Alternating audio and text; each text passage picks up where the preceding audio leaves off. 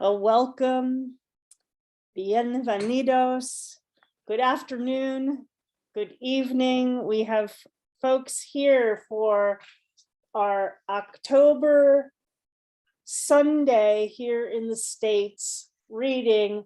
And if it's Sunday, that means you are joining us for Cultivating Voices, live poetries, weekly reading, which we've been bringing to you since March of 2020 as part of our effort to support poetry and really humanity during the pandemic. This is part of our international, intergenerational, intersectional Facebook poetry group that now is tipping over 3,000 members worldwide, who during the week post about readings and publications and just general poetry news. And we gather every Sunday for our weekly reading. We're so grateful for everyone's participation over these past 18 months, and we have so much great work also coming up ahead. Well, I'm Sandy Yannone. I'm your host of Cultivating Voices Live Poetry and the author of Boats for Women from Salmon Poetry. And every week I am extremely grateful for the best seat in the house as we broadcast live from Zoom to our Facebook page and over onto YouTube. And if it's a fourth Sunday, that means it's our new book showcase. And today we have 4 poets from coast to coast, United States, and in between. We have Elizabeth Levinson, Karen Poppy, Ashley M. Jones, and Judith Kerman joining us with their newest collections. You'll be able to see in our chat links to each of their collections. And those of you listening after the fact, links to the books will also appear on our Facebook page. Some of these readings get organized well in advance, and I wait in tremendous anticipation. And this is certainly one of those readings that I have been waiting since this winter to arrive. And finally, we're here today with these just 4 dynamic poets. Well, first up today is Elizabeth Levinson. Elizabeth teaches high school on the south side of Chicago, and she has an MFA in poetry from Pacific University and a Master of Arts in Teaching and Biology from Miami University. Recent work of hers has been published or will soon be published in Minnow, Whale Road Review, Feed, Floresta, Swim Every Day, Cobra Milk, and Nightingale and Sparrow. She's the author of 2 chapbooks, As Wild Animals from Dancing Girls Press and Running Aground from Finishing Line Press, and her full first-length collection, Uncomfortable Ecologies, will be published in the fall of 2023. Please welcome everyone, our first reader for today on Cultivating Voices, Elizabeth Levinson. Great to have you with us, Elizabeth. Thank you, and thank you for that introduction, Sandy. I'm gonna get right into things and then I'll talk a little bit. The portrait of an addict as the elements. The fire you set inside yourself, you know you lit the match. Even water is heavy, the way your body is heavy, the way you just noticed you can't lift your own arm, like every muscle has water bags strapped or every appendage is being pulled by a rip current in the opposite direction. The room is pulled until it is hard to recognize. Walls buckle, but the flame does not. You cave into the earth. You wish you could have caved into your mother's arms, but she was not that kind of mother. She was as easy to hold on to as air. Maybe that's why you started smoking at 12. You wanted a mother you could hold on to. You could hold air in your lungs. You could hold the smoke until it became a part of you. Hmm. So this is, I'm going to read a few pieces from Running Aground. I'm so excited to be here today because, I mean, for many reasons, but Running Aground actually turns 1 year old today, this week, sometime this week. It shipped off from the printers. So, and that's very new still. I feel like that still warrants being at the new book showcase. So it's great to be able to celebrate that with all of you today. And the poems in the chapbook mostly deal with growing up addiction adjacent, which I think in some way or another is something that many of us experience. You know, addiction touches all of our lives, unfortunately. So yeah, that's where these are coming from. I'm going to do a couple more from here, and then I'm going to read a few others. Insufficient funds.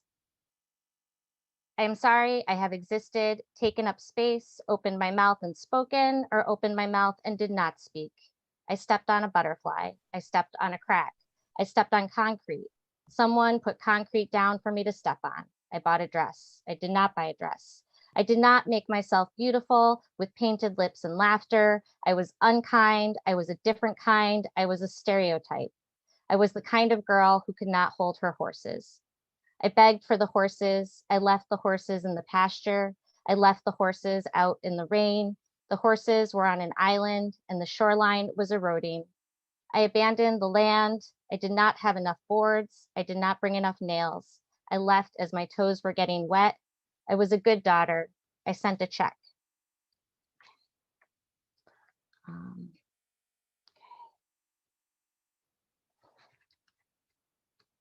All right. I think I'm gonna do, sorry, here we go. I'm gonna do this piece, The Fire Eater. I wrote a lot of these poems when I was in the process of quitting smoking. So there's a lot of smoke in this, my own addiction that I was dealing with. The Fire Eater. He learned the trick in the army where he spent 2 years inspecting food and getting high. Mealworms swimming in sacks of flour. They must have plagued the dreams in his veins, but this is the nature of his narrative. No matter how many times I hear it, it is difficult to knit these bones together, to understand how he progresses from one event to another. Are these the joints that haven't set right? Hands always cupped but empty. Either way, there was always a motorcycle, Japanese of some make, and he was in the German countryside, stoned out of his mind, and he came upon a circus. I hope he doesn't mind it, but I imagine him surrounded by sequined girls and clowns and fire eaters, thrusting burning batons towards him before extinguishing the flames in their own throats. It was a trick he learned to perform, one of the many he used to keep us enthralled before we understood anything at all, how basic a thing it is to deprive a fire of oxygen.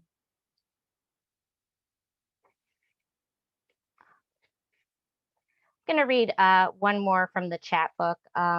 So my father, well, there is a father figure in the chat book, but my father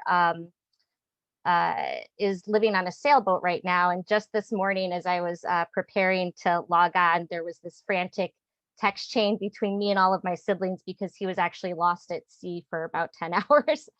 Nobody had heard from him. He's fine. Everything is fine. But this is, yes, recovering. Some days he travels for hours, at best makes 7 knots and sees no one. The waters are charted, but these edges of the intercoastal, too soft and too green. Like the history of his veins, they are murky. In the waters, no one asks him to speak. No one tells him to stop talking. The dolphins don't care what he does. They flank the sides of the boat. They may stay with him for a while or not. It's okay. Alone, running aground, the keel buried in silt, he waits. As the tide rises, he floats away. When he passes through more solid territory, Buildings take footing, and floodlights falsely pull creatures from the sea. Shorelines take shape. 40 years ago, there were nights on the beach when he slept soundless as the sand that stuck to his cheeks.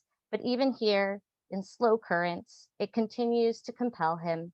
Standing with the tiller between his legs, he gently shifts away where he sees no one, neither is he seen. I have a couple more pieces to read. Sandy mentioned I'm a high school teacher in Chicago, and I think many of us this summer were so excited to start this year off because we thought that this year was going to be more of a return to normal, and we couldn't have been more wrong. And anyone who is a teacher right now, and this is true of so many professions, not just teaching, but it's turning out to be maybe even a harder year than it has been in some ways. I wanted to read a piece that when I first wrote it, I set out to write a poem about the colony collapse disorder. And what I realized recently is that it's really a poem about just any labor of love. And this is from my first chapbook as Wild Animals that was released from Dancing Girl Press maybe 10 years ago, a little less than that. The Beekeepers. What makes them do it? These strange men who love a thing that is dying. Each day they suit up like monks or astronauts, mysterious as either. They count the carcasses, each one so light. Those that are left beat furious wings, a dead march that moves the beekeepers from hive to hive. Each day they must decide to divide the colonies, rebuild, or sell them off. There will always be those who have not yet known the bitter aftertaste that follows the harvest of the comb. This is something I would like to try.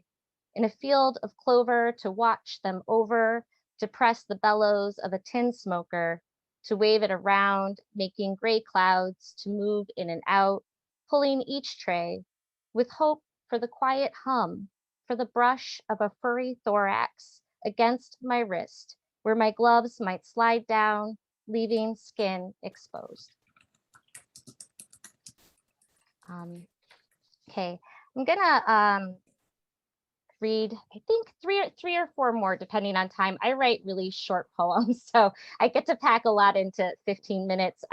But I also am really excited to hear Karen and Ashley and Judith. So if I wrap up a little early, I hope that's okay, because yeah, very excited. In addition to celebrating the first anniversary of my chapbook or birthday, whatever we call it, my husband and I are also celebrating our 5th wedding anniversary this week. And, you know, 5 years is good, but we've actually been together for about 20 years.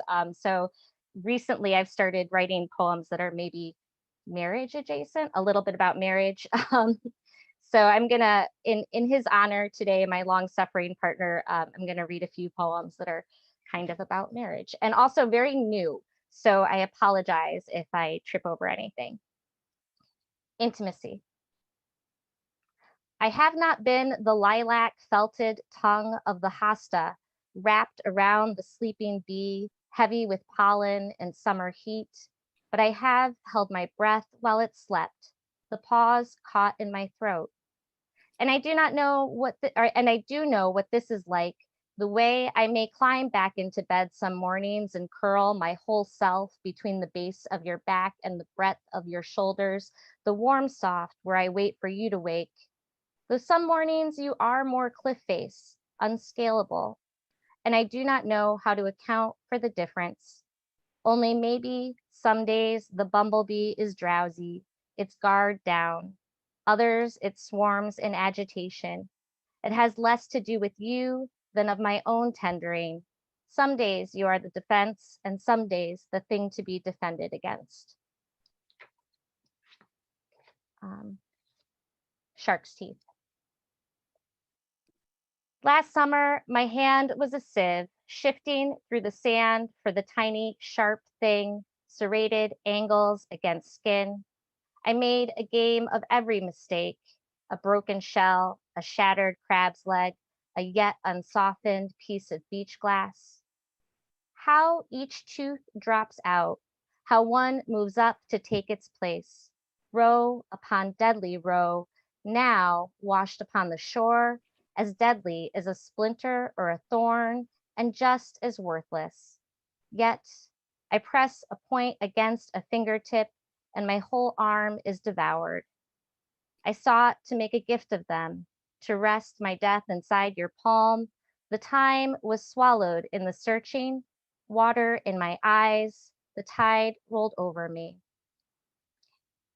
I think I can do 2 more short ones, little ones. I think I've got about 4. Okay, good. Okay, again, this is another really, really new piece. Weighted. I am filling my pockets with stones that line the edge of the lake we walk along on a stolen Sunday afternoon. We should both be working, our figures bent over screens in separate corners of the cottage. But even if it annoys us, even if we resent each other a little, we both agree to stop, to walk barefoot, the dog between us barking if one of us strays too far off course. If only it were all that simple. I am weighing myself down with the stones. I try to name them as we turn them over. The pink of feldspar-rich granite, green veins in the unakite, the deep blood running through a banded jasper. I want to ground myself in this moment, already past tense, already memory.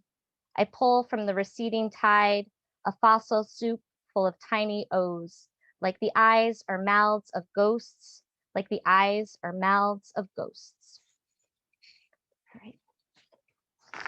All right, and one more little one, and then I'm ready to turn things over. Subnivian. And again, thank you so much, Sandy, for reaching out to me and inviting me to join this amazing group of poets. I'm so excited to read with everybody. I can't wait. Subnivian. Beneath feet of snow, where it is less cold, where small plants hold, like studs, like girders, walls built in sublimation, tiny ice castles, crystalline rooms for moles or mice. They shelter in snow until sudden thaw and flood, an owl's talons, the fox's keen leap and snout, weaving ermine. They haunt those halls, and why shouldn't they? Which would you choose? Hold the small velvet against your cheek. Which softness does the world need? Which softness do we not? Thank you.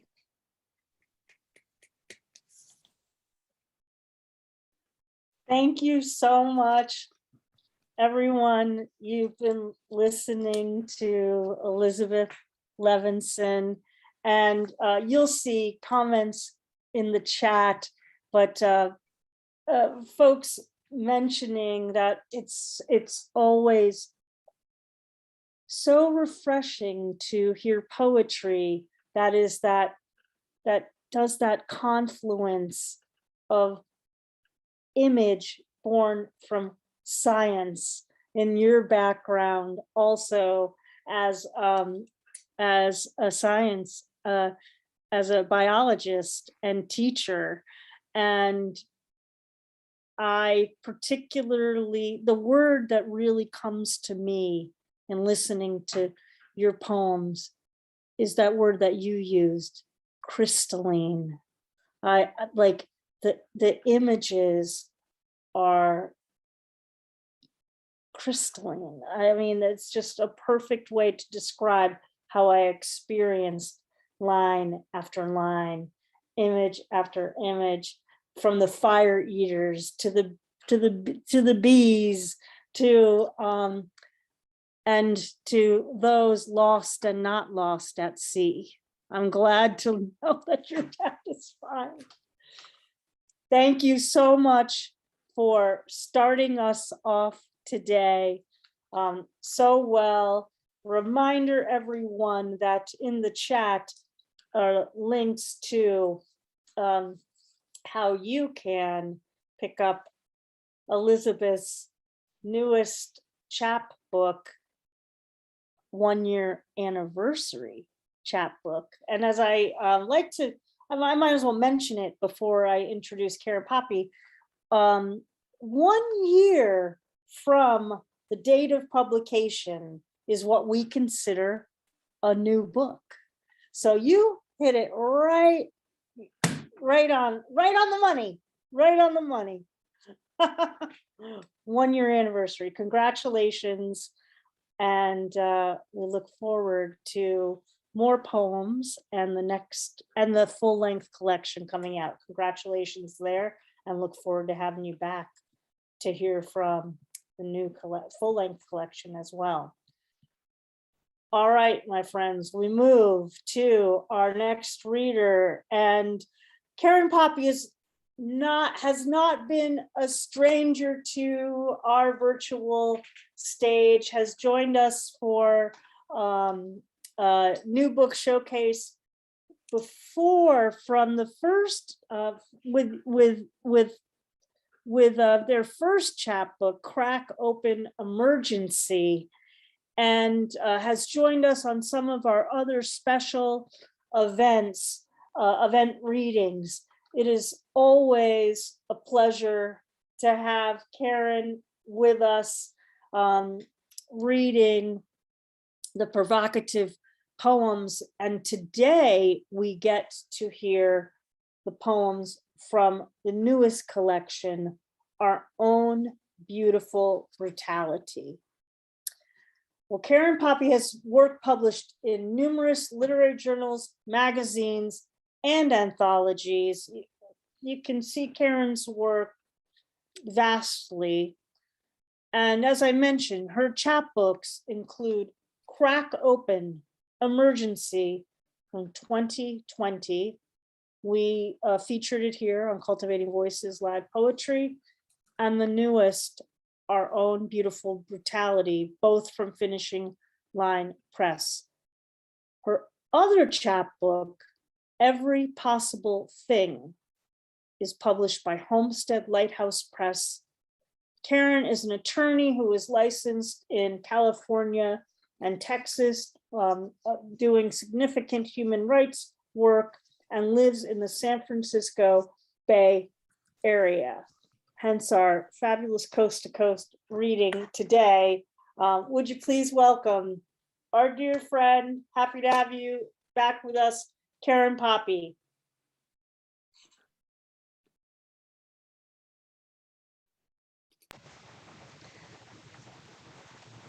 Thank you so much for that lovely introduction, Sandy. I really appreciate it. And the beautiful reading by Elizabeth. I enjoyed the reading so much. I love bees, and it was just amazing imagery.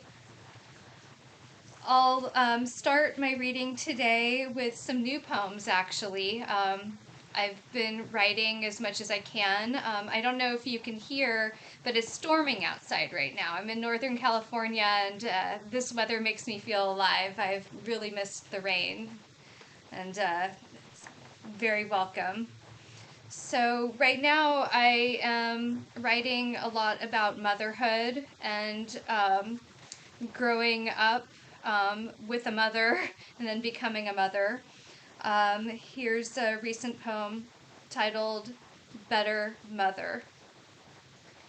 Bad daughter, born from tiger's mouth, her teeth caught, left this spiraling scar. Her words caught, each syllable spiraling, whipping like her stripes. Lashes upon lashes until I had stripes like hers, overlapping, spilling over my haunches. I gave birth in a different way, feet splayed, hips swung wide until you ripped out of me. Unbound scream stayed fast by bind of cord. Pain weighed by your weight and afterbirth. My teeth chewed through, hands slapped you from blue to scalding cry. Swaddled, soft, holding, rocking, radiant lullaby. I remembered her milk, white like teeth, how my throat choked. bitter, having already made my offering to her when she threw me, a child, heartbeat of terror, meat for my father. I promised to be a better mother.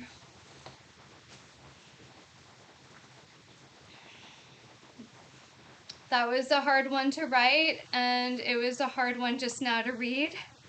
The next one's even harder. I probably should put some content warnings on these. There will be mentions of child abuse and violence, including in this next one, valuation. I call you multiplication, many slaps, blood on a little girl's face. I call you multiplication of rage, popping veins, popping spittle, popping bullet words, popping baseball bat, popping. I call you division, torn skin on a little girl's back, fracture of ribs beneath skin, bruises inking each between space on flesh. I call you division of self, rupturing every tender, vulnerable place. I refuse to cry, add to your sadistic joy. I refuse to speak, subtract from any silence. My mother never stops you. I count every time she stood there, like now, and watched. At night, I wrap my body in a sheet.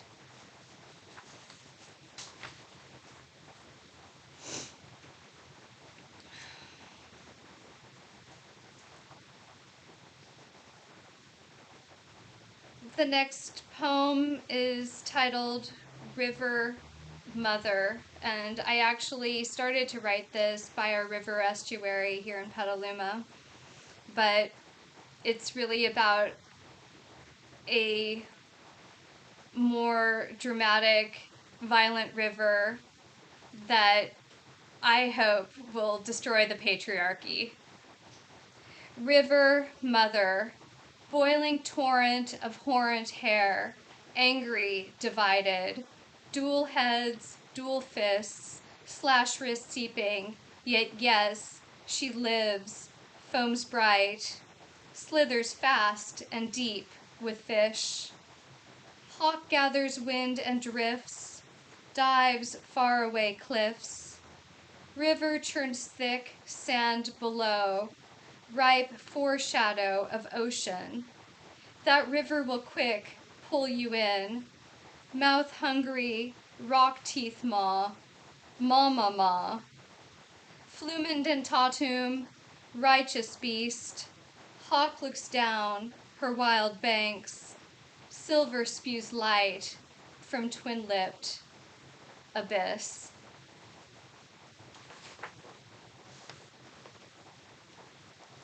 Just checking the time to see how much time I have. I have about 9 more minutes. I'll read a poem from my chapbook, Our Own Beautiful Brutality, which has a lot of imagery of antelopes. I just became obsessed with antelopes. A little odd, but that became my obsession.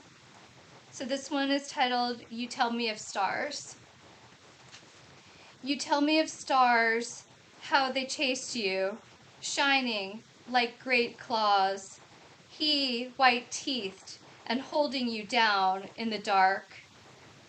Your father unbuckles his belt, you as small as a mouse, still gripped with fear, although they call you red deer, celestial doe.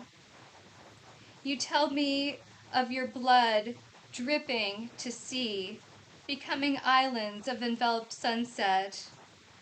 You tell me of your transformation, deer to antelope, scorpions, poison. You tell me, and I tell you, he must be brought down before he kills all animals, before he violates the entire earth. But whatever we do, he stalks you, his daughter, forever.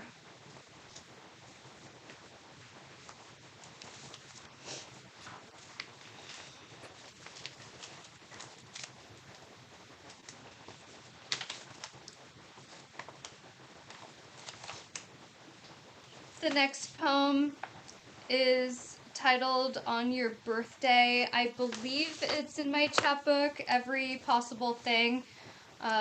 Here's that chapbook cover. I'll double check, but I believe so. And if it's not, it's going to be going into my first full-length collection, which I am hoping to publish sometime soon. I have to find a publisher first. So this poem is for my dear friend who passed away when she was 25. Her name was Cecily, and it's titled On Your Birthday. I never knew the name of my earthly love until you were gone, because that love is friendship, a meal. I savor the memory of your freckled limbs and taste the age you will never be.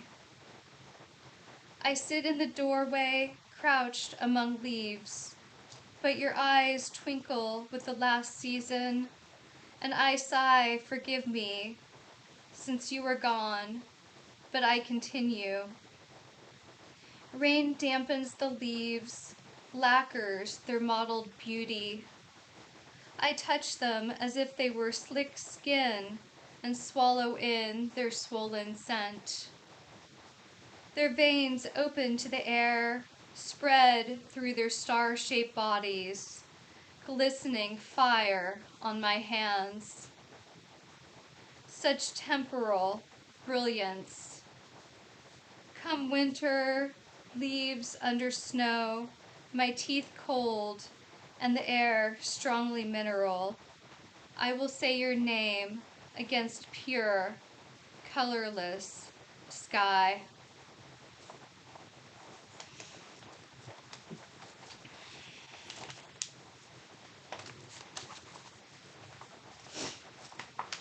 I'll try to tone it down a bit.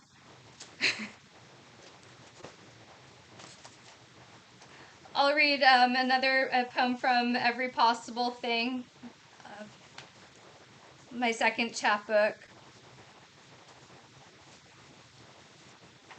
This poem's titled New Roots, and it's for Mary Oliver in memory.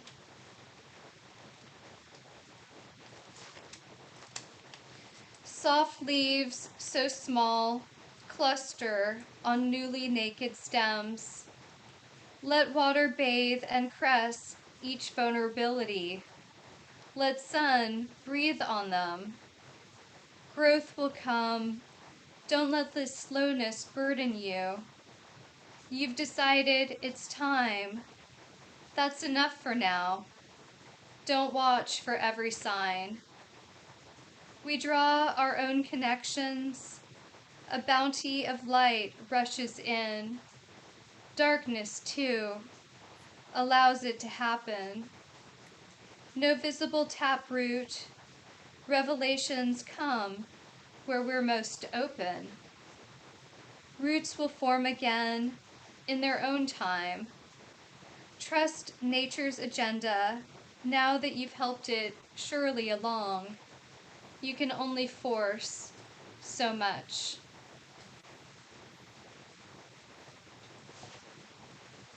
I try to remind myself of that as we're hopefully coming out of this pandemic slowly, that there is rebirth, there are new beginnings.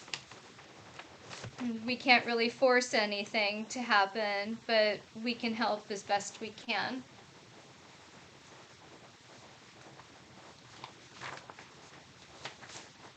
I think I have time for 2 more poems, so I'll read you 2 more animal poems.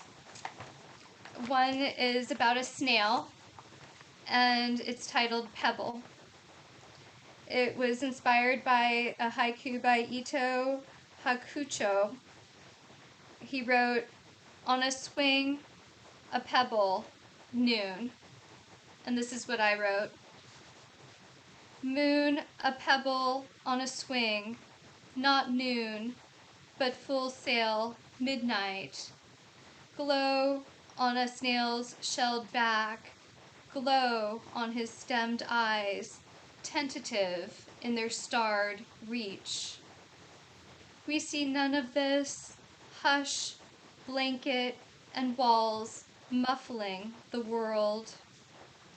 Windows want to let all in, but some triumphs are too small, too vast."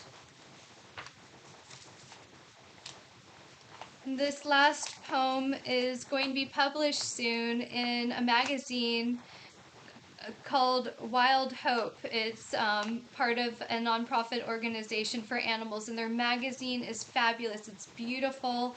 I'm really excited for this publication because it also comes with this amazing photography and scientific articles and other articles about, well, my favorite topic anyway, animals. So this one's about a fox, and apparently I really like the word haunches. I used it in the poem I read to you first about the tiger mother, and I have the word haunches in this poem too. This poem is titled "In That Place," and it's dedicated to one of my mentors, Robert McDowell. Each point sings alive on his fiery amber fur. The fox, waiting there, in pine's oxblood heat. Autumn perfection. Meditation, a single beam upon outcrop of rock. He nestles in needles, rises and resettles on his muscled haunches. Eyes lock, yours and the fox's. You wish to stand still, forever yield where time launches its impeccable flow, like a river, stirs you to think of everything you see unwinding in the light, a murmur dissolving into meaning. Then the fox says, "Let this make you what you are." Thank you, and that's my timer. Perfect. That is perfect. Right on. And amazing for me. I could hear that. I can hear that rain. It Isn't added, it beautiful? it added something. It added its own lyricism to the reading today, Karen. And you know, you brought so much of the animal in with the antelope, the snail, the tiger, the fox, but also, as you'll see in the chat, what I so appreciated about the reading today was just the very granular moments of truth and humanity that you brought to bear, and the vulnerability in that. And that's what I always appreciate. I mean, we heard it in Elizabeth's poem. I know we're going to be hearing it from our next two poets as well. And the prismatic way that, you know, sharing those truths and stories through poetry does really allow us to connect with one another in a much more profound way. So I'm always grateful to have your poems here with us. Thank you once again. Thank you so much, Sandy. Absolutely. Elizabeth says amazing, closing, beautiful, and brave poems. Could not agree more. Thank you. Well, folks, I just want to give a little program update in case you you may have thought apparently there email, there may have been a little bit of a glitch that said, that mentioned that today's reading was last week's reading. Some of you are thinking that we may be having a live open mic, but as you see, we are deeply, deeply into our new book showcase. And next week we return with the open mic. So thanks to everybody here. And I know that you're not disappointed by what you're hearing, even if we are not heading to a live open mic after the reading today. Well, our next poet today is Ashley M. Jones, and as I've mentioned previously,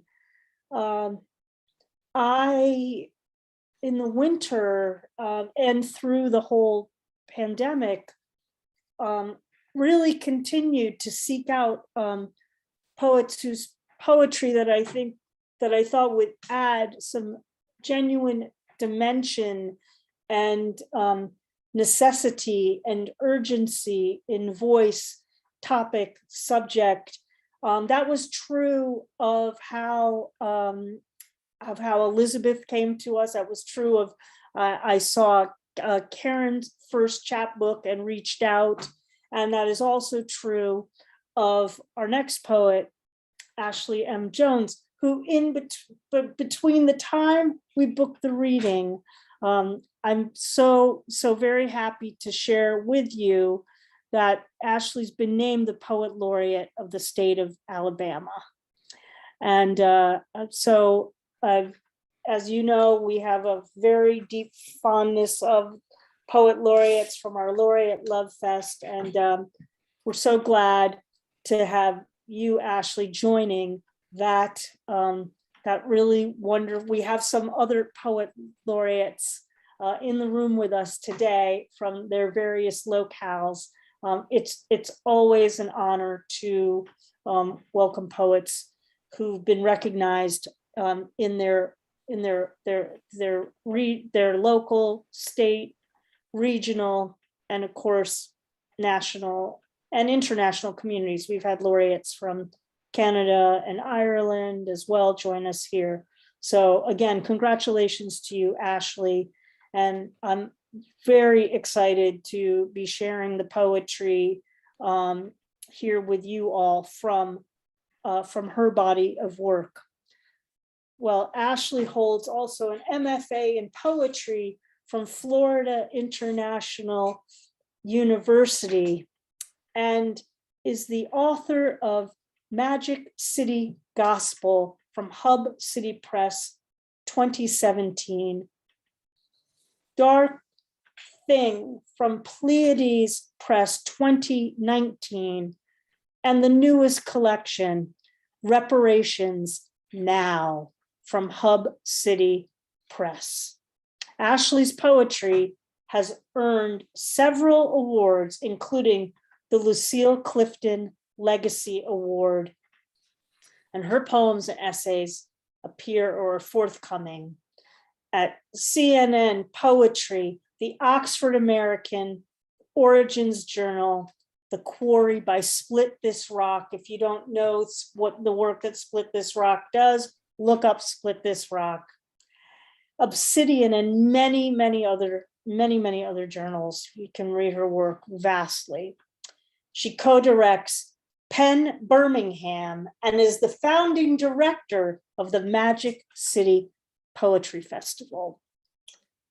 As if all of this is not enough, she teaches in the creative writing department of the Alabama School of Fine Arts and is part of the core faculty of the Converse College Low Residency MFA program. And recently, if you've been paying attention and reading, you've seen her as serving as the guest editor for Poetry Magazine. Please join me in welcoming Ashley M. Jones. Thank you. Oh, someone's calling me. Let me silence that.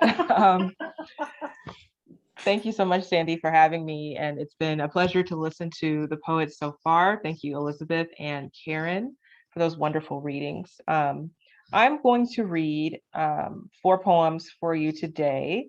I was going to put on a timer, but this person is still calling me. Okay, great. I could put the timer on. And they're all from my new book, Reparations Now, which is available from Hub City Press. You can get it anywhere books are sold, but I recommend going to your local bookstore, your independent bookstores, and purchasing it there. So the first poem I'm going to read is one that tells the story of America, and it's called Manifest Destiny. And so he learned that the land could be called a name. So he called it mine. And so he learned it could be bordered with blood. And so he called it conquest. And he learned that the land was willing to give fruit and flower. And he called it profit. And so he saw some other folk planting and praising, and he called them enemy. And so he saw there were armies to guard those flowering folk, and he called them prey. And so he saw the ocean, and what was it but a highway to make more borders? And so he saw the bright and peaceful sea, and he littered it with trade. The bodies stacked next to the crops, the textiles, and the rot of disease. And so he ground hope and God into dust and called it rights. And so he heard the wind blowing joy over its people, and he sliced it up with law. And so he kept slicing for 500 years. And so he built his things around him. And so his coffers never emptied. And so he took wives and made children. And so he gave them too a price. And so he saw each blade of grass and counted it as currency. And so his blood was transfused with gold. And so he built a wall around himself to keep his many riches in, the walls encased with bone. Even his heart, a fortress of muscle and money. Listen now, your past and future generations. Your hoarded hall will spoil where you stand. And that's that one. So I will continue with a piece. It's actually a sonnet, and it doesn't look like a sonnet, which is on purpose. I wanted to make it sort of a prose block, but it does have the syllable count. It has the rhyme scheme. I didn't do perfect meter in this because I didn't want to. You know, some people would say, oh, because you can't. Not because I can't, it's just that wasn't the vibe I was feeling at the time. But this sonnet is about racism. And when I was touring with my second book, people didn't immediately know where I was from because I don't have an identifiably Alabamian accent. And so when they would ask me where I, was from, and I said Alabama, they would say things like, "Oh, are you okay? Are you all right? How are things down there?" As if Alabama is not a part of the U.S., as if their state does not deal with issues like we do, as if somehow racism only exists within the South. Not true. As we all know, it exists everywhere. We are all dealing with these issues. So I wanted to write a poem that talked about that. And so this poem is called All Y'all Really from Alabama. And the title also references this truth that I have found, that everybody has some sort of connection to Alabama, no matter where you're from. And maybe I am the connection for you now. Maybe I am your Alabama connection, but I bet you every last one of you has somebody somewhere that's from Alabama, either in your family or in your friend group or what have you. So, and this poem begins with an epigraph from Dr. King. All y'all really from Alabama. The straitjackets of race prejudice and discrimination do not wear only Southern labels.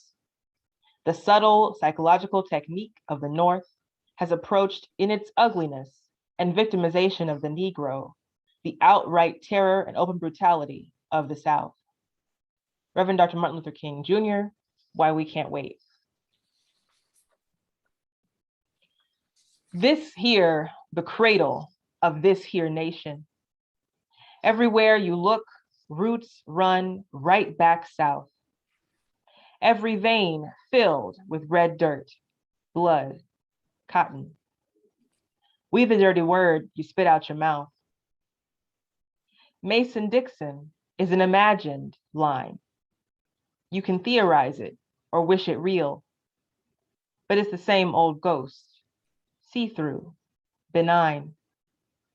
All y'all from Alabama. We the wheel turning cotton to make the nation move. We the scapegoat in a land built from death. No longitude or latitude disproves the truth of founding fathers' sacred oath. We hold these truths like dark snuff in our jaw. Black oppression's not happenstance, it's law.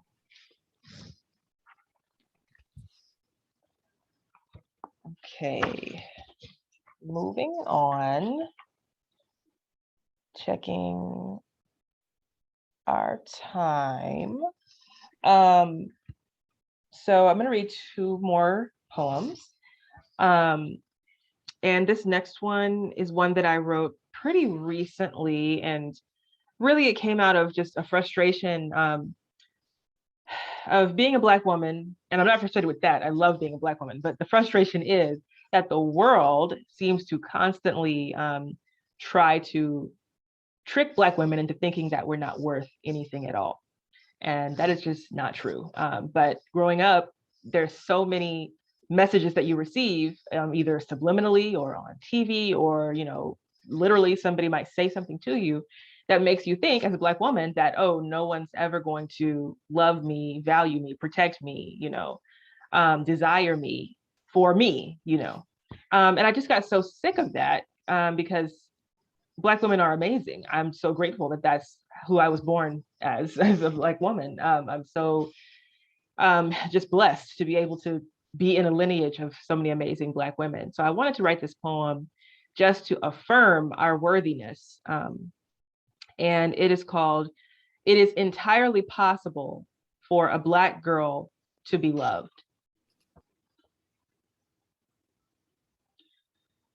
See me, Black as I am, and call me beautiful. No revolution necessary, no brave needed, just loving me. It is not unusual to love me, Black as I am. It is not because I'm so strong, so exotic, so walk on the wild side. What side? See my skin. It's not chocolate or coffee or caramel. It is inedible. It is nothing to see with colonizers' eyes, nothing to trap with pity or praise, nothing to bruise, to make purple with your power. My skin is soft like anything soft. It is a reflection of God. It is a heavenly mirror. Don't you see that? You're there too.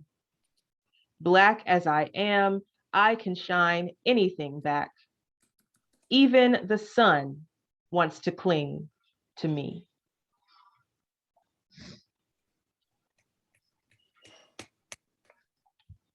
Thank you. So this is the last poem that I'll read. And I know I'm going a little under time, but that's just my way. I would rather go under than risk going too far over. So this is my last one. And this poem, actually, I have to set it up a little bit. Poetry is extremely powerful. It can actually erase people if you need it to, which is what I have sometimes used it for. And we heard Karen so beautifully use poetry to address pains from the past and present. And I think in that addressing of it, there is some healing, or at least I felt that listening to your work, Karen. So in this poem, I'm attempting to erase a man from my past, which is something I perhaps have had to do one too many times. But I did it with this one. And the poem form, it's not like a traditional form, but I write this whole poem in the subjunctive tense. And I got this idea from the poet Carl Phillips, who taught at the Kenyan Young Writers, or the Kenyan Writers Workshop, I think last year. I did not attend the Kenyan Writers Workshop, but my good friend, the poet Monica Sook, whose book you should read, by the way. She's an amazing poet. Her last name Sook is spelled S-O-K. So please do look her up. She's an amazing Cambodian American poet. But she was there, and we're really good friends. So she was texting me throughout. And Carl Phillips gave them this assignment to write in the subjunctive tense, to do a whole poem in that tense. So I, who did not go to this conference, did not, pay the entry fees, whatever, I just took this little exercise for free and wrote this poem in which, like I said, I try to erase this man from my memory. Summer vacation in the subjunctive. If I were a woman, if I were a wanted woman, if I were a woman with soft fingers, if I were on a beach with a man, if he was a man, if a man can be a man before he acts like a man, if I were on a beach with a man and he held my hand, if I liked my hand being held, even if it was held at the wrong angle, if my wrist was ringing in pain, but I kept it there, if my heart were held wrong, like my hand, if I kept it there, if I was kept in pain, if I were pain, if I were a woman, if I were a woman before I was a woman, if a woman knew, if I were a woman who knew her body like a woman knows her body, if I knew, if I were on a beach with that man, if this time that man dissolved into sand, if the sand became hot under my feet, but my feet were gold, if a woman were made of sun, if I were made of sun, if I burned the world around me until it shone beautiful and brown, if this burning was called healing, if the healing made light. Thank y'all for listening.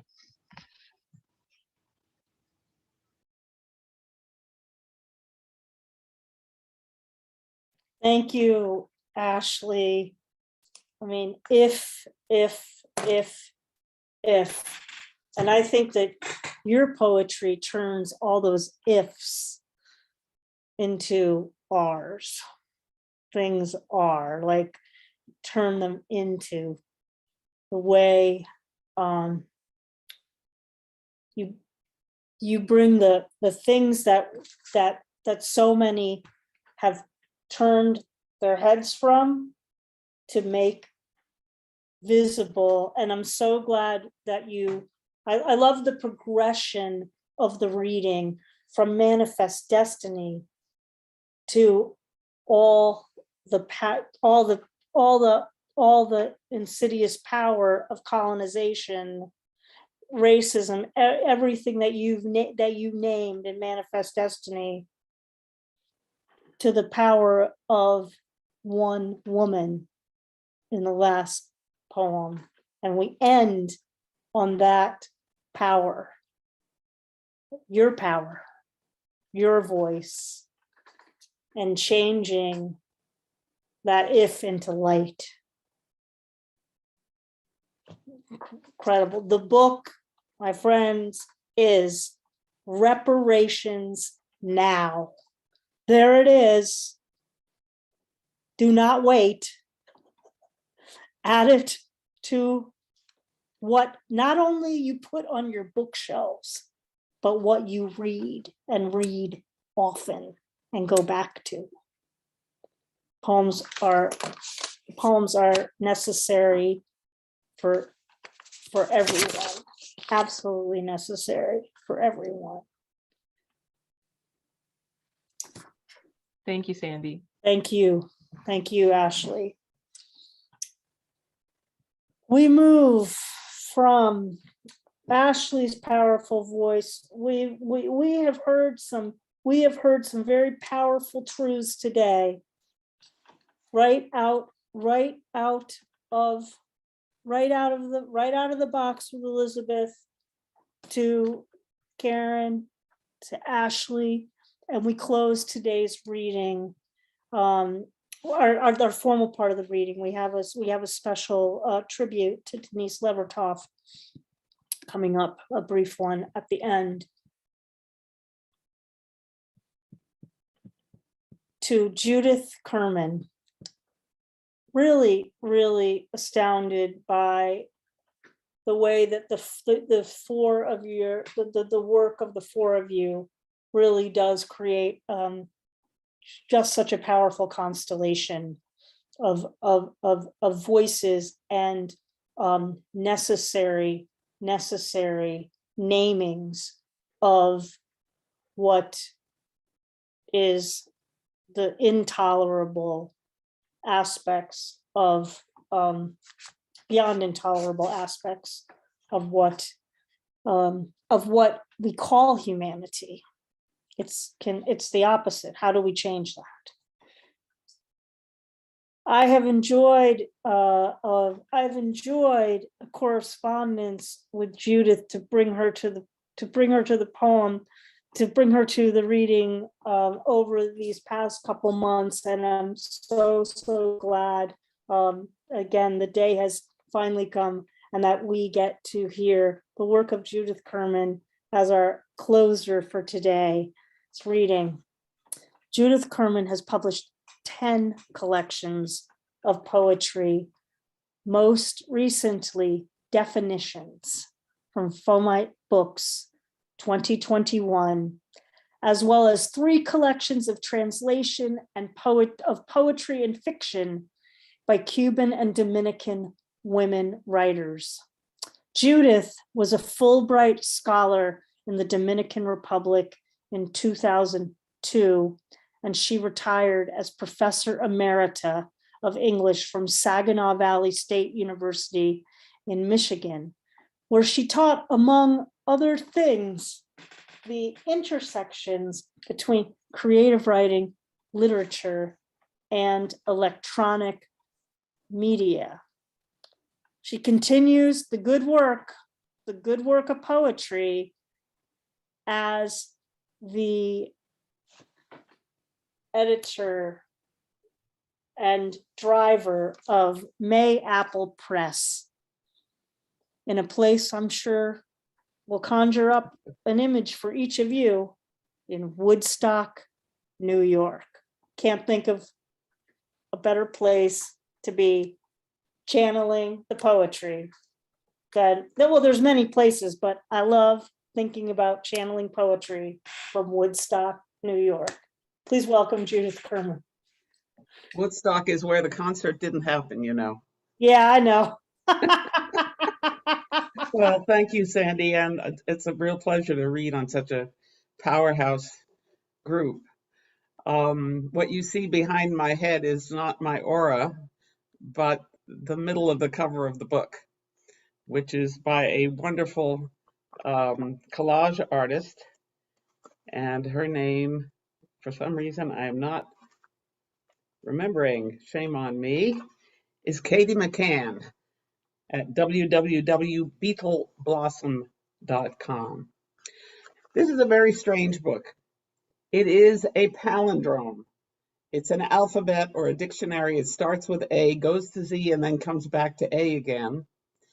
And I owe the editor of Fomite Press Mark Estrin in particular, because he looked at a previous book and some of these poems were in it, and he said, why don't you do a whole collection of these? So I did. The idea is a poem that pretends to be a dictionary definition, and it started as a competition at a conference. Somebody issued a challenge. We had 24 hours to write a poem. And one of the prompts was write a poem that pretends to be a dictionary definition. So I did, and I won. I'll read the poem. It's full of, it is 4 terrible puns. So it's a little harder to get that when you're hearing it. But keep in mind that this is 4 terrible puns. And it is the last poem in the book. But it was the first one that I wrote knowing that I was doing that form. And it's called Apocalypse, which is a noun. 1. The ruined temple of the goddess Calypso, once the center of her cult. Located at the highest point of the city Calypsos, of which she was patroness. Destroyed during a 50-year war with a neighboring city-state. The sun has blasted the bas-reliefs of her warrior kings. 2. A scrubby tree of semi-arid regions with gray-green foliage and a peculiar but pleasant pungency, often used in dry flower arrangements. The main food of Ursus tedius, a small, plush-furred quadruped. They sit in pairs among the branches, endlessly grooming each other. 3. A type of speech impediment characterized by excessive sibilance, thought to have been the sound made by certain ancient prophetesses when under the influence of their deity. 4. A set of books containing names omitted or expunged from the New York telephone directory, held by certain groups to be the true record of the population. On sacred occasions, the names are read out in the city squares. Terrible puns. And I'm going to go to the other end of the book because this is called air. And it is a noun and a verb. The parts of speech and the phonetic spellings are in the book. Air. 1. Walk out and breathe deeply. Fresh scent of pine, leaf mold, rain coming. In August, first drops on road dust. 2. A lovely song, fresh and light, sometimes with variations. An aria. I fill my lungs, trying to feel my back ribs stretch for a full breath, an extended phrase. 3. Put it out for broadcast. We need more of it. Flushing the dark rooms where politicians plot. 4. In winter, it bites. So you see how this works. This is called blues, adjective and noun. 1. Shards of sky fallen from some nest. 2. Early Picasso. 3. Gainsborough's beautiful boy, satin and lace. 4. Indigo, a dye stuff grown by slaves, sweating in the sun. 5. I remember new denims, too stiff to wear before washing. Now blue jeans are a luxury item. The more tattered, the better. 6. Truck driver language. 7. An old man, blue-black, his voice a carpenter's rasp. His calloused fingers talk to steel strings. He knows all about grief, betrayal. Come back, sweet mama, come back. 8. Mondays.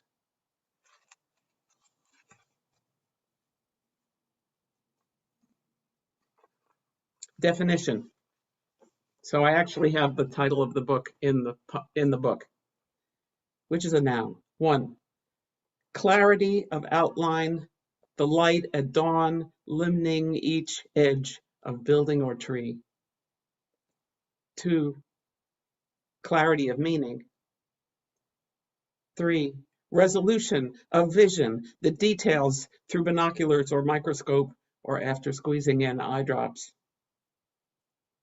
4, dictionary entry, including etymology, pronunciation, usages.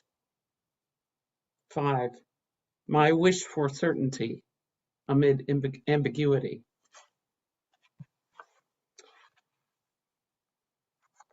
Handicap.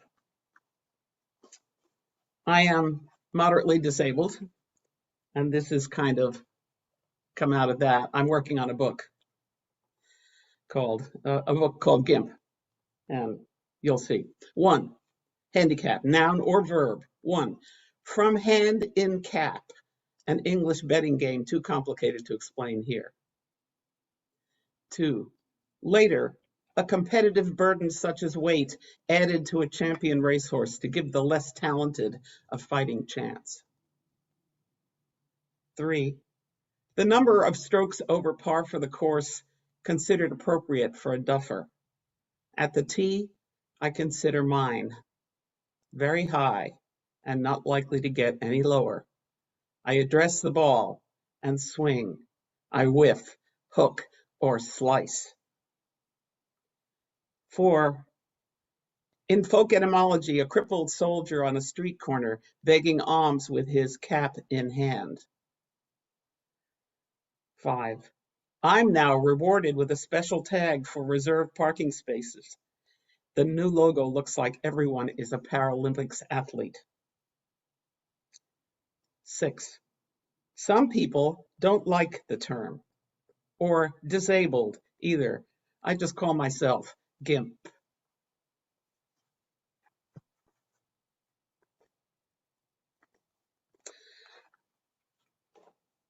How am I doing for time here?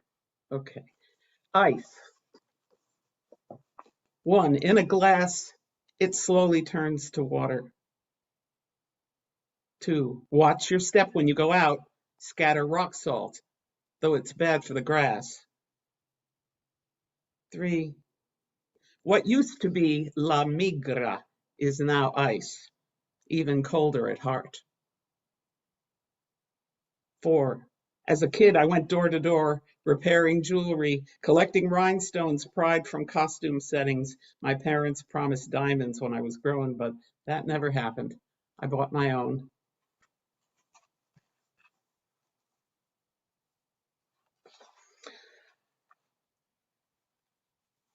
This is one that I wrote not realizing that I was working in this form, but it's called Metaphor. And it is from the Greek noun metaphora. 1, carriage, freightage, traction, traffic, a sign on the side of a moving van in Athens, beds, bureaus, boxes of books. 2, the young tomcat tracks birds in the branches. His haunches prepare for launch. 3, I fold and float paper boats. I want to air a video that was done by the videographer Nancy Brodwin. I'm going to share the screen, and it's about as long as the reading would be.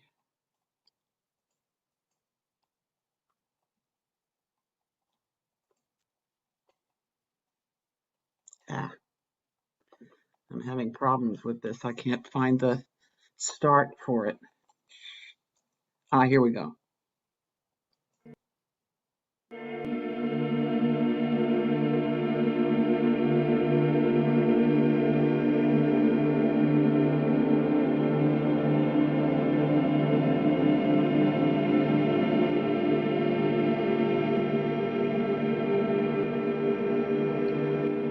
What no one in the room wants to talk about. A large gray stone, heavy in the hand. Handicap, ugliness, bigotry, death. Being blind, feeling your way around obstacles by touch by smell. Not a donkey. The circus handlers urge their beasts to turn using big hooked sticks. It helps to have a thick skin, rough as tree bark. They live in matriarchy, hold wakes for their dead.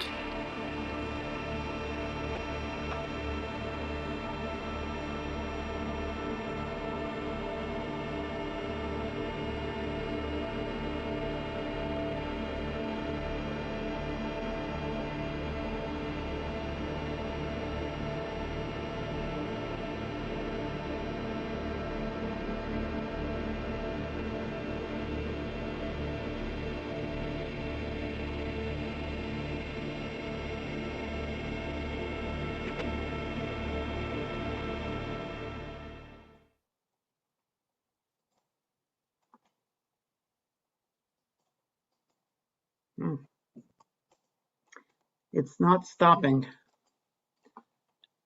Why is it not stopping? I can't get it. There we go. I don't know why it wouldn't stop. I'm sorry. Okay. Just a little, maybe one or two more.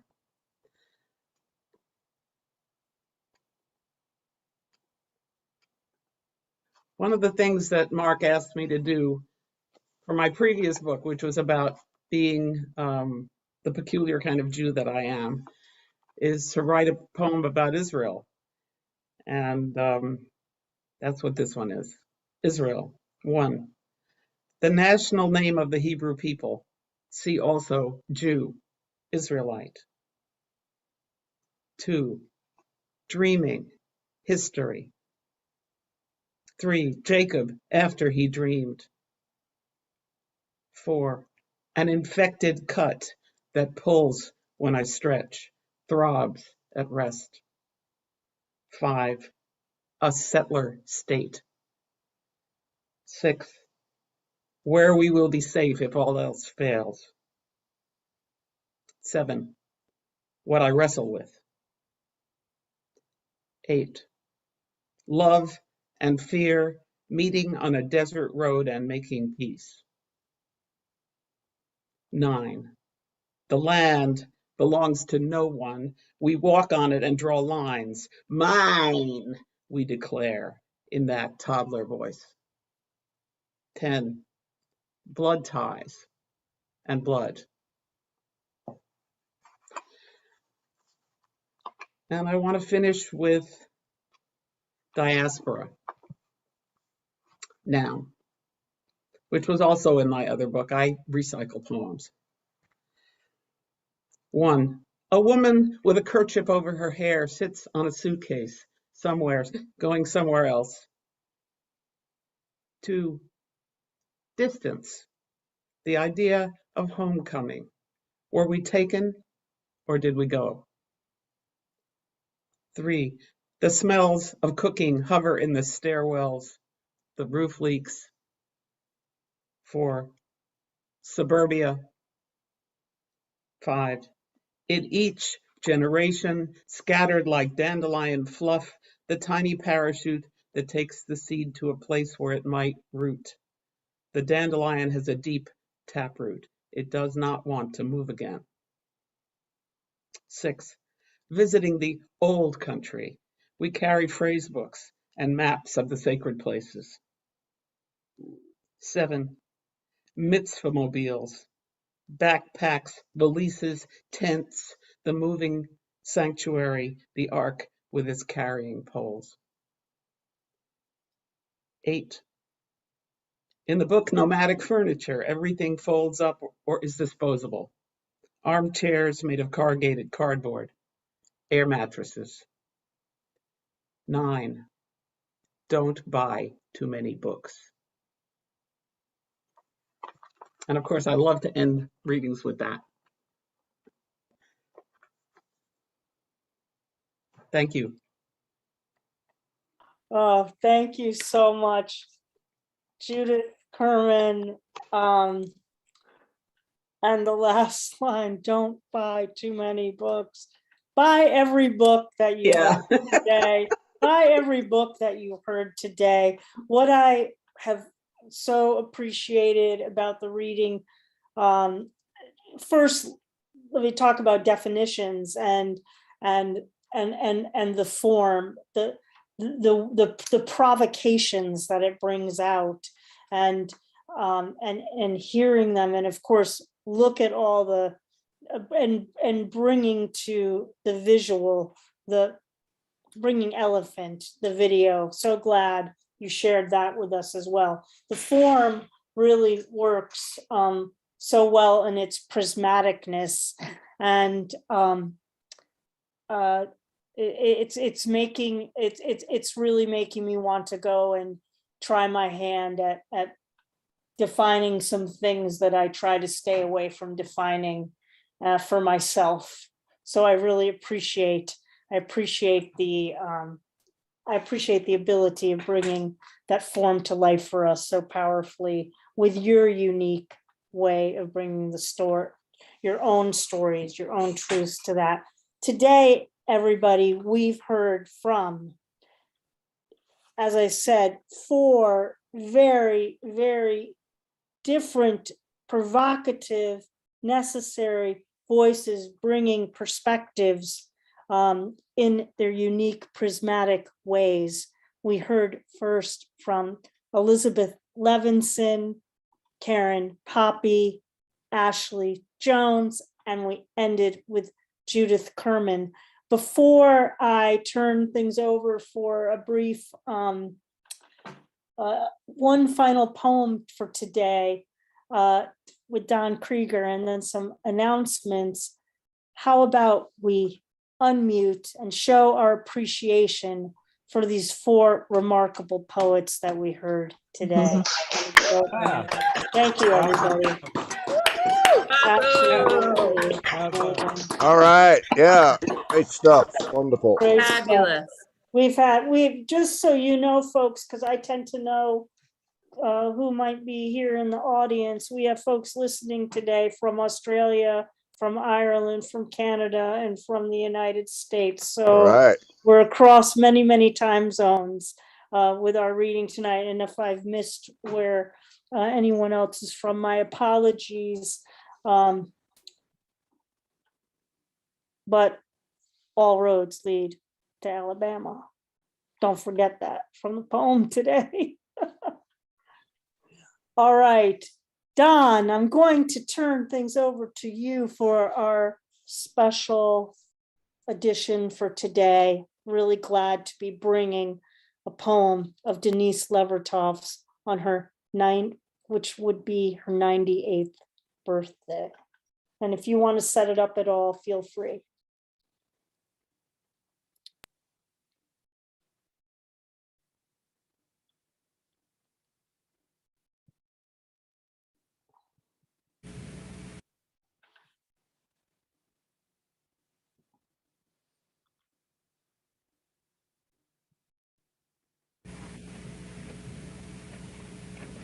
I like to feel that, having been writing all my life, I have written a lot of different kinds of poems. I like to feel free to have a certain range. And I'm going to read next a rather different kind of poem. I don't feel that my poems, anyway, fall into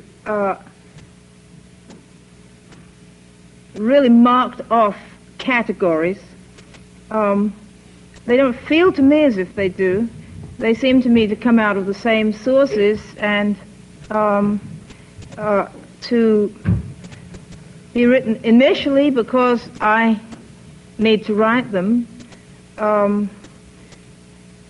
and part of my need to write because I have always been interested in the art of poetry, is the need to make things which can stand free of me when made. but the same needs to define my own, to discover what I feel by saying it, and to make things can produce at different times very different styles of poetry. And this one, I think you'll agree, is rather different from what I just read. It's one of a number of poems which have dates attached to them, really, as parts of their titles.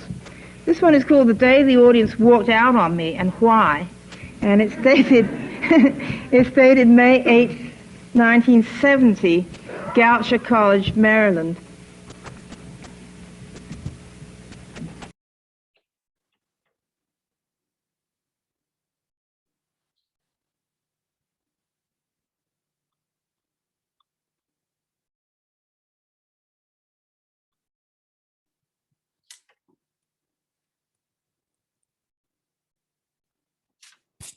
Sound went out.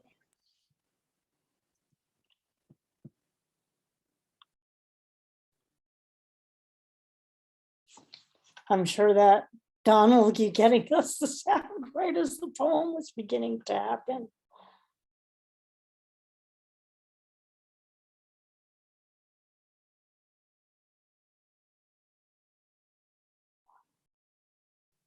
Gathering is a mockery unless we remember also the black students shot at Orangeburg 2 years ago, and Fred Hampton murdered in his bed by the police only months ago.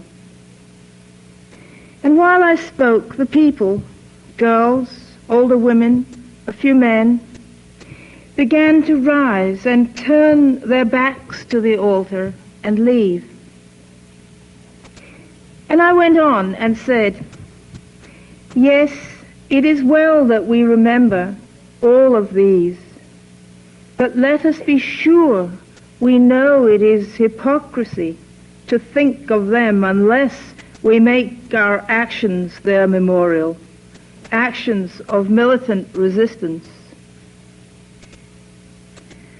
By then the pews were almost empty, and I returned to my seat, and a man stood up in the back of the quiet chapel, near the wide open doors through which the green of May showed and the long shadows of late afternoon, and said my words desecrated a holy place. And a few days later, when some more students, black, were shot at Jackson, Mississippi, no one desecrated the white folks' chapel because no memorial service was held.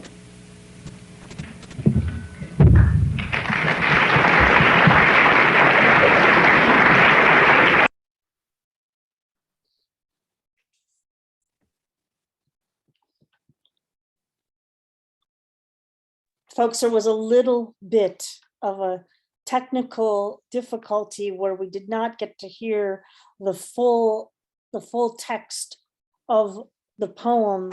But suffice to say, if you go to the Cultivating Voices live poetry page on Facebook, the poem, as we saw it on the screen, is available, as well as the recording, and you can listen to the beginning of that. It had many resonances and relevance to the themes of things, the themes that were brought out in the poetry today of our 4 poets, Elizabeth Levinson, Karen Poppy, Ashley M. Jones, and Judith Kerman. Well, if you have any announcements or anything for the good of the order for our reading today, now would be a good time to put those things in the chat. If you have an upcoming reading, I want to let folks know of anything. And I want to remind you all to join us again next Sunday, special month of October, where we get 5 readings, 5 Sundays, and none better than ending on Halloween. Check out our event page for next Sunday's reading, because it's going to be our Halloween costume poetry party. Come dressed as your favorite writer or character. We'll have featured readers, Cindy Veach reading from her new book that's just come out called Her Kind, which highlights persona poems from the Salem witch trials, and Claire Kelly reading from her feminist horror flick poems, and of course you in your Halloween finest on the live open mic with your tricks or treats of poetry. That's next Sunday, 12 Pacific, 3 p.m. Eastern. That's 8 p.m. over in Ireland, the UK, and I don't do all the time zones, but check the time zones and join us for our Halloween reading. Folks, we saw the most significant demonstration today in the poetry that we heard from our 4 poets of how our humanity truly does depend on our deepest of listening to one another to come to greater understandings of how we are and are not in community with each other through the perils of history. Today, I thank you so much for joining us here to engage in that practice of listening and in this practice of poetry. As I share with you every week, please have a very productive, supportive, healthy week. Take very good care of your beloveds.